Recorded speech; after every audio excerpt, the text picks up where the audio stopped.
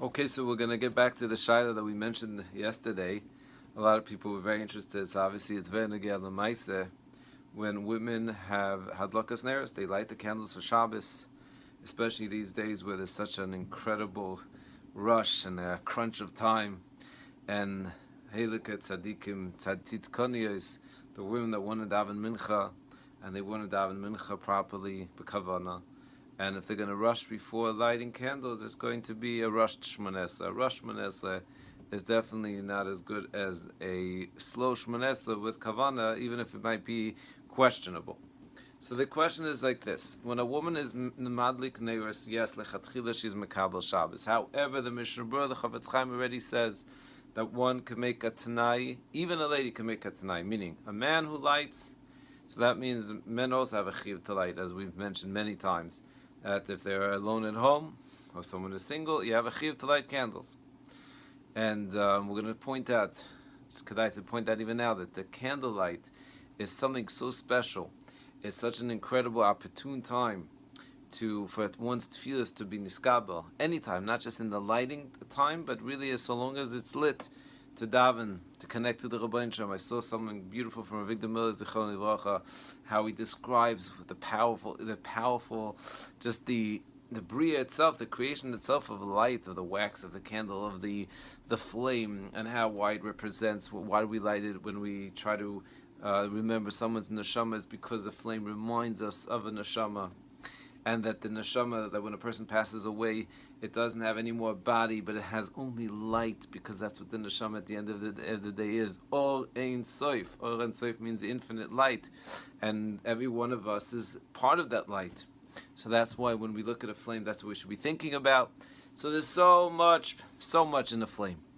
But getting back to halacha, a woman lights, for her, it's Shabbos when she lights. However, she can make a t'nai when there is a tzoyrech, a need. For example, a woman wants to go to the koisel. She wants to daven by the koisel, and she has to get into her car after lighting. She could make a t'nai.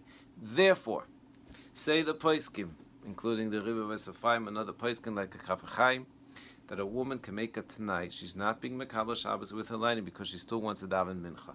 That is one of the best eitzas. Similarly, if she wants to still drink, she can make a condition that she's going to drink or eat and not be mekabel Shabbos. However, she should try, and this applies to men too, that a minute before, at least a minute or two before Shkia, to be mekabel Shabbos. Why? Because there's a mitzvah d'oraisa of Tosefes Shabbos. Also, after Shkia, then it's already more questionable. More questionable specifically for eating and drinking, because at that point, according to many, there's a chiyuv, there's an obligation to make kiddush. Once there's an obligation to make kiddush, that's when one can't eat or drink. However, I was very excited when I saw I was so happy to see that the maaseh, if a woman is in tremendous thirst, she could drink, and therefore she doesn't have to be in pain, chas v'shalom, until the husband comes home. Now, getting back to davening mincha, there's another eitzah.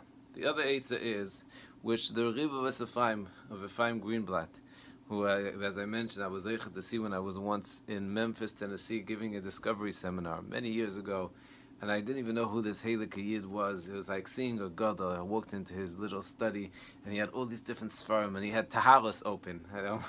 Today, someone to have taharos open is an incredible, just that alone is an amazing thing. Tremendous Talmud Chacham, I didn't even know. And then afterwards I started reading his tshuvas. He has many fascinating tshuvas, and they're so real and amazing and exciting to read. So he mentions this point. He says that many poskim hold that when a person, even if you're mekabel Shabbos, and this is really perhaps the best condition to do, meaning whether you're a man or a woman, you want to make sure that you're not going to lose out on Kabbalah Shabbos and accepting Shabbos on time. You could accept Shabbos, you could light candles, you could accept Shabbos, and a man too could accept Shabbos and still daven mincha. And there's different explanations for why that works. That means that even though you're not going to do malacha, but you could still daven mincha. And that perhaps, so you have really two options. A woman has two options and a man has two options. Either you make a condition that you're not being mekabel Shabbos, but you have to make sure that you're going to be mekabel Shabbos before Shkia, or you could be mekabel Shabbos and you're not going to do any more malacha anymore, and you're still going to be able to daven mincha. And that many times is what I rely on. Also, I heard actually my Rebbe, and there's a Zera Emes, and many achodim that hold this way. So that is the halacha for the candle lighting. You should enjoy the flame. It should remind us and inspire us even today that we have electricity, and one should actually turn off the electricity before lighting, and have that in mind too, the flame still has an incredible power. Hatzlacha.